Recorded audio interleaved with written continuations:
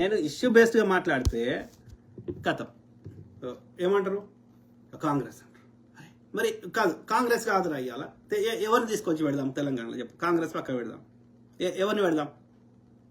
బీజేపీనా, బీఆర్ఎస్నా? మిగతా పార్టీలు గెలిచే స్థాయిలో ఉన్నాయా?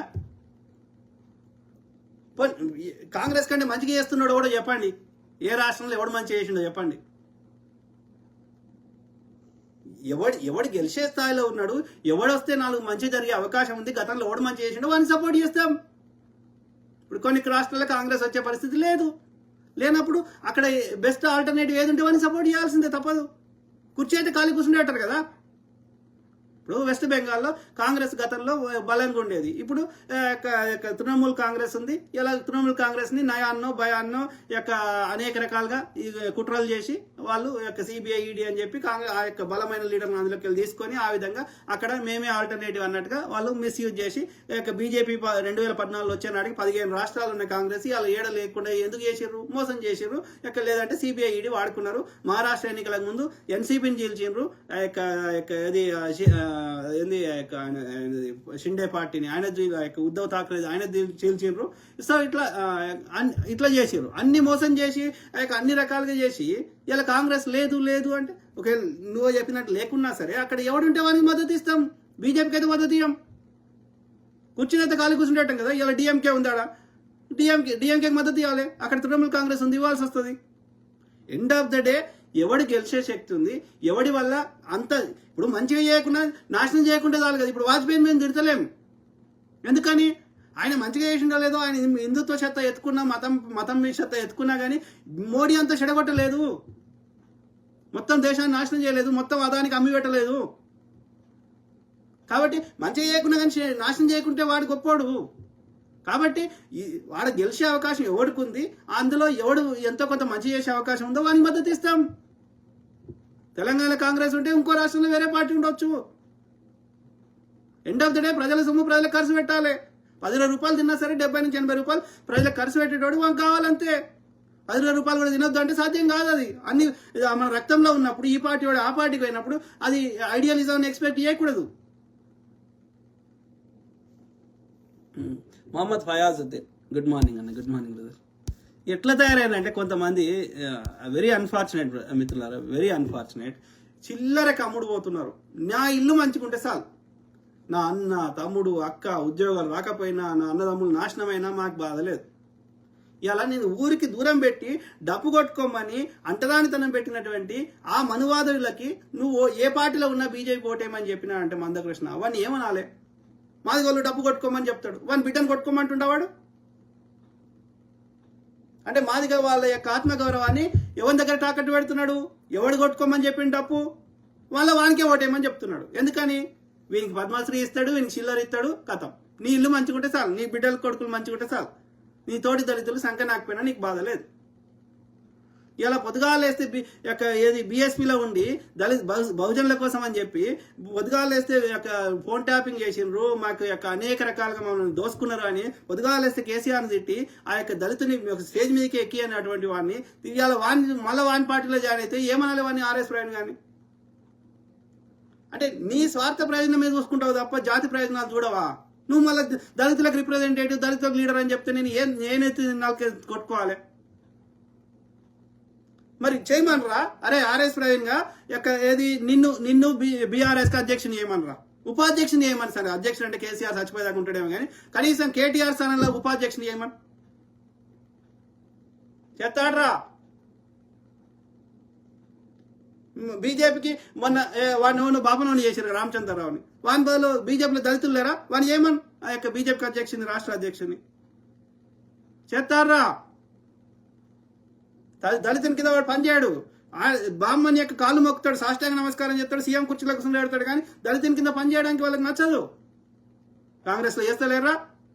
రేవంత్ రెడ్డి అయినా సరే ఆయన పోయి ఖర్గే కాళ్ళు మొక్కిండు. రెడ్డిలు ఎంతో మంది దళితులను పెళ్లి చేసుకున్నాను చూపెడతా. చెత్త లంజ కొడుకులు. లాల్ నెహ్రూ కోపెల్లి, జైవాడ. Thank you brother. గలీజ్ ముడ కొడుకు తయారై మిత్రులారా. ఈ యొక్క దళితులలో కొద్దిమంది చిల్లరకు అమ్ముడు వైపు పడుకోవాలి ఎక్కువైపోయారు. Sorry, I'm very sorry, but we have to realise తోటి దళితులకి చాలా అన్యాయం చేస్తున్నారు. అట్లాంటి దొంగ నామ కొడుకులని దయచేసి మీరు జాగ్రత్తగా ఉండాలి. తెలంగాణ శాంపగడిపల్లి వాళ్ళది బీజేపీ పార్టీ కాదు, రేవంత్ రెడ్డి మంచి మాట చెప్పారు. బ్రిటిష్ జనతా పార్టీ అసలు వాళ్ళు ఈ దేశం వాళ్ళే కాదు, ఆర్యులు, వాళ్ళకి సమాధానం చెప్పాల్సిన అవసరం లేదన్నా. వాళ్ళని ఈ దేశం నుండి తరిమే రోజు దగ్గరలోనే ఉంది. మార్వాడి గోబ్యాక్ ఉద్యమం మొదలైంది కదా, ఈ ఉద్యమం సక్సెస్ అయిన తర్వాత ఆర్యులను ఎల్లగొట్టే పని పెట్టుకున్న ఈ కొడుకులు వచ్చి ఇక్కడ అంటరానితనాన్ని సృష్టించి మన సంపద అంతా దోచుకొని మన దేశాన్ని సర్వనాశనం చేస్తున్నారు. Correct brother Shyam. అట్లనే ఆ ముండ కొడుకులు ట్యాక్సులు కూడా కట్టారు మిత్రులారా. ఇలా ఏ మార్వాడోడు అన్న చూడండి, క్యాషే తీసుకుంటాడు వాడు. నంబర్ 1 ట్యాక్స్ కొడతారు. మళ్ళీ వాడు మనని దేశద్రోహి అంటాడు. వాడు దేశద్రోహం చేసుకుంటా, వాడు ట్యాక్సులు కట్టకుండా వాడు దేశద్రోహం చేసుకుంటా, మనం ట్యాక్సులు కట్టి అన్ని కట్టి చిన్న ఇది కాంగ్రెస్ హయాంలో చాలా వాటికి ట్యాక్స్ తీసుకోలే పేదోళ్ళకి దగ్గర. ఆ వాటికి కూడా ట్యాక్సులు వేసిండు వీడొచ్చి. ధనవంతులకు ట్యాక్సులు తగ్గిస్తున్నాడు. Very unfortunate. మంచిలే దునియా. బోడుపుల అజయ్ కుమార్, నమస్తే. నమస్తే to all my brothers, sisters, friends, everyone. Okay. Chinna Kolluru, thank you brother.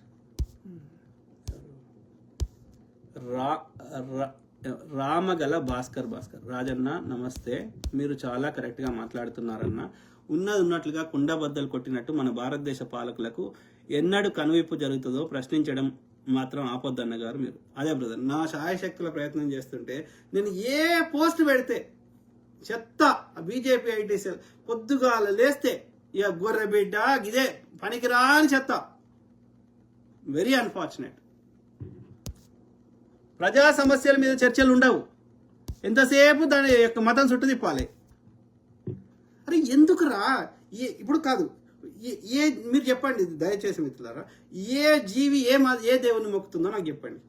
కుక్క పొద్దుగాలు వేస్తే ఏ దేవుని మొక్కుతుందో చెప్పండి. ఓ పక్షి ఏ దేవుని మొక్కుతుందో చెప్పండి. ఒక పాము ఏ దేవుని మొక్కుతుందో చెప్పండి. మనం కూడా ఒక 3000 సంవత్సరాల కింద ఈ మతం అనే కాన్సెప్ట్ వచ్చింది. ఇప్పటికీ అడవి మనుషులు చాలా ట్రైబ్స్ ఉన్నాయి. అమెజాన్ అడవుల నుంచి మొదలు పెడితే, శ్రీలంక అడవుల నుంచి మొదలు పెడితే, ఆఫ్రికాల అడవుల వరకు, నేటి వరకు కూడా అనేక ట్రైబ్స్ ఏ దేవుని మొక్కుతాయో నాకు చెప్పండి. మన పూర్వీకులు ఒక 5-10 తరాలు తీసేస్తే అంతకుముందు ఏ దేవుని మొక్కిరో చెప్పండి. లక్షల సంవత్సరాలు భూమి మీద మనిషి జీవం పుట్టి ఎన్ని లక్షల సంవత్సరాలు అయి ఉంటుంది కదా. ఒక 2000-3000 సంవత్సరాలు తీసేస్తే ఈ లక్షల సంవత్సరాలు ఏ దేవుని మొక్కినా మనం? ఏ దేవుని మొక్కలే. ఆకలి అయితే తిన్నాము. ప్రకృతి తగ్గట్టుగా మనం ఏమేమి జంతువులు ఎట్లయితే దినచర్య ఎట్లయితే చేస్తున్నామో మనం కూడా అట్లే చేసినాం. సింపుల్. మరి ఇవాళ ఈ దేవుడు ఎందుకు వచ్చే ఈ ఆడవడం మన అందరినీ ఎందుకు ఈ లక్షల సంవత్సరాలు కంట్రోల్ చేయని ఇప్పుడు సడన్గా ఎందుకు కంట్రోల్ చేయబట్టే? వాడు మంచిగా చేయకుండా చెడు ఎందుకు చేస్తాడు? వాడు ఎవడో మరి ఆ దేవుడు యొక్క ఇన్ని కంట్రోల్ చేస్తాడు ఎవడో ఈ తాళంచేయి వీని దగ్గర పెట్టినట్టు ఈ పాస్టర్ దగ్గరనో, ఈ యొక్క ముల్లా దగ్గరనో, ఈ యొక్క బాపనం దగ్గరనో, ఈ మఠాధిపతి దగ్గరనో, ఈ పూజారి దగ్గర ఎందుకు పెడతాడు? ఆ యొక్క అంత పెద్ద పవర్ఫుల్ వాడు ఈడు చెప్తే ఎందుకు తింటాడు? ఒక మనిషి ఇన్ని లక్షల కోట్ల జీవులను, ఒక మనిషే కాకుండా మనిషే 800 కోట్ల మంది ఉన్నారు. వాళ్ళు కాకుండా ఈ లక్షల కోట్ల జీవరాశులని, పాము ఎటుపోతున్నది, తేలు ఎటుపోతున్నది, సీమ ఎవరిని గరుస్తున్నది, ఇవన్నీ ఎట్లా కంట్రోల్ చేస్తాడు ఒక్కడు? ఎందుకు ఈ చెత్త నింపుడు మాకు? నువ్వు దోసుకోవడానికి, నువ్వు కష్టపడడానికి, పని చేయకుండా, నీకు ఏ పని చేయడానికి బద్ధకమై నువ్వు మా దగ్గర చిల్లర కోసం ఈ మాకు చెత్త నింపుతా అంటే? కొన్ని విలువతోటి బతుకు. దాన్నే మతం అని పేరు పెడతా, బుద్ధుడు చెప్పినట్టు పెడతా అంటే పెట్టుకో. కానీ దేవుడి పేరు చెప్పి వసూలు చేస్తా, ఇక పొద్దుగాలు వేస్తే మతాల చుట్టూ కొట్లాడ పెడతా, ఈ చెత్త నింపుతా, మూఢనమ్మకాలు నింపుతా. I don't tolerate. అందుకే అంటున్నా ఈ చెత్త వద్దురా అయ్యా. అందుకే అంటున్నా ఏ దేవుని ఏ మతాన్ని ఏ దేవుని మొక్కకుంటే అయిపోయింది. అన్ని జీవులు లెక్క మనం కూడా ప్రకృతిని మొక్కుంటే అయిపోయింది. ప్రకృతిని పాటిస్తే అయిపోయింది. Simple, right? వీళ్ళకి అంత శక్తి ఉంటే తిప్పండి, భూమిని కొంచెం ఫాస్ట్గా తిప్పండి, సూర్యుని తూర్పున వచ్చేటోని పడమర చేయండి. ఏదైనా మాకు అనిపించినట్టు ఏరి మీ మంత్రాలతో, ఏ మతమైనా చెప్తున్నా. అప్పుడు నేను నమ్ముతా మీరు అరే మీ మంత్రాలకు శక్తి ఉందిరా అని. అంటే అర్థమైంది, ప్రకృతి ఏం చేయాలనో అది చేస్తూనే ఉంటుంది. నువ్వు చెప్తున్నది నేను చెప్తున్నది, సింపుల్. కాబట్టి ఈ చెత్తలో మనం ఎందుకు పడాలి? సో రాజాదాస్, నమస్తే అన్న. నమస్తే బ్రదర్. నిజం చెప్తే నచ్చదు, దోసుకునేటోళ్ళకి దొంగలకి నచ్చదు. అయినా కానీ మనం నిజం చెప్పాలి, ఎందుకంటే నిజం చెప్పడం వల్ల మన అందరికీ మంచి జరుగుతుంది. కాబట్టి నిజంలో బతికితే ఆ ప్రకృతికి అనుకూలంగా బతికితే మనం సంతృప్తిగా బతుకుతాం. కాబట్టి 4 రోజులు ఎక్కువ బతుకుతాం కాబట్టి నిజంలో బతుకుతాము. మనం నిజం తెలుసుకొని మనము మన యొక్క సమస్యల మీద కొట్లాడాలి. యొక్క మెజారిటీ దొంగ నా కొడుకులు మన కోసమే అని చెప్పి వాని కోసం చూసుకుంటుండో కులాన్ని మతాన్ని వాడుకుంటుండో తప్ప మనకి కులద్రోహులు మతద్రోహులు అయిన ఇంకా అలా బీజేపీ అందరికంటే పెద్దపీట వేసింది. కాబట్టి ప్రతి అంశం మీద అవగాహన చేస్తా, అట్లనే మీ తరఫున వాయిస్ ఇస్తా, అట్లనే పూర్తిగా నిష్పక్షపాతంగా నాకు వ్యక్తిగతంగా ఎలాంటి అభిప్రాయాలు ఒకవేళ ఉంటా అది నా వ్యక్తిగతంగా ఉంటుంది. కానీ ముచ్చట చెప్పేటప్పుడు ఆ యొక్క ముచ్చటను వాస్తవంగా ఉన్నదన్నట్టు చెప్తా. నా వ్యక్తిగతంగా 99% నేను ముచ్చట చెప్పేది నా వ్యక్తిగత అభిప్రాయాలు సేమే ఉంటాయి. కానీ ఒకవేళ ఎక్కడన్నా కాన్ఫ్లిక్ట్ వచ్చినా కానీ ముచ్చట లెక్కనే చెప్తా. సింపుల్, అంతే కదా, సింపుల్. మనకు వీడికి వచ్చి ముచ్చట నేను ఎందుకు వచ్చిన వీడికి నాకు ఫోన్ ఉంది కాబట్టి రాలే. నాకు వాస్తవాలు చెప్పాలి, నిజం చెప్పాలన్న ఆ యొక్క ఇది మనసులో ఉంది కాబట్టి ఇప్పుడు నేను ముచ్చట చెప్పాలని. ఇప్పుడు అందరు మాట్లాడగలుగుతారా? అందరికి విషయ పరిజ్ఞానం ఉంటుందా? ఉంటుంది. వాళ్ళు కష్టపడి తెలుసుకోవాలనుకుంటే ఉంటుంది. కానీ నేను ముచ్చట చెప్పాలంటే నేను ఫస్ట్ చదవాలి కదా. ఇప్పుడు 2-3 గంటలు నేను అది కొంచెం రీసెర్చ్ చేయాలి కదా, దాటి గురించి తెలుసుకోవాలి కదా, అర్థం చేసుకోవాలి కదా. కాబట్టి ఇప్పుడు నా 2-3 గంటలు టైం కేటాయించి అది తెలుసుకొని మళ్ళీ 1-2 గంటలు చెప్పినా అంటే ఒక 5-6 గంటలు నేను మినిమం కేటాయించిన కదా. ఎందుకు కేటాయించిన? నా దగ్గర ఫోన్ ఉంది కాబట్టి కేటాయించలే. నాకు తెలుసుకోవాలని, నా సమాజానికి మంచి చేయాలని నాకు మనసులో ఉంది కాబట్టి, నాకు ఆ ప్రేమ ఉంది కాబట్టి చేసిన. అవునా కాదా? ఎవడు వాడితే వాడు ఏది వాడితే అది మాట్లాడతారు.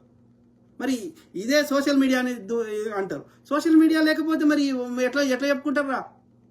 మరి డెమోక్రసీ అంటే ఏంది? అవునా కాదా?